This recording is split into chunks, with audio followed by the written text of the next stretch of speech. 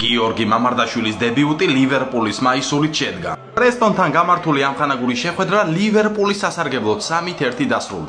ჩვენებურმა მოედანზე საწყისი 45 წუთი გაატარა და 56 ნომრიანი მაისური ეცვა.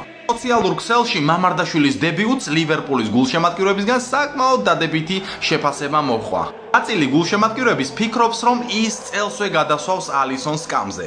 ახლა ასე შინაურულად ავხსნათ, მე თუ მკითხავდი მაგალითად რას ფიქრობ გიორგი მამარდაშვილის ტრანსფერზე ამ კლუბში. რაც ჩემი სუბიექტური აზრია და მე პირადად დარწმუნებული ვარ, რომ გიორგი მამარდაშვილი ლივერპულისთვის ძალიან გამორჩეული ფეხბურთელი იქნება. შეეხება მის წელსვე ძირითად შემადგენლობაში მოხვედრას ან სკამზე ჯდომას, მე აქ ორაზრად არ ვიყოფი. მჯერა წელსვე შეძლებს, რომ ძირითადის ფეხბურთელი გახდეს. ეს ჩემი YouTube არხია.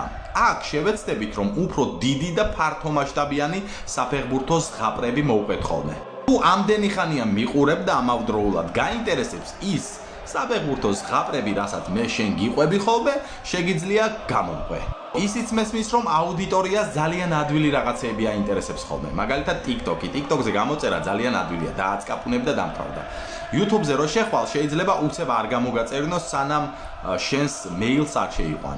არის ადვილი საქმე YouTuber-ობა, მაგრამ მოდი ვნახოთ რა არის კარგი. 100,000 გამომწერზე, რაც პირადად შემიძლია გითხრა, რომ ურთულესი საქმეა და ბრავო ის ქართველი YouTuber-ები, რომლებსაც 100,000-ზე მეტი გამომწერი ყავთ. თუ მე 100,000 გამომწერს მივახცევ, თბილისის ზღვის მიმდებარედ გაშლილ ველზე, კაი მოზვერ ფართი ჩემზე იყოს.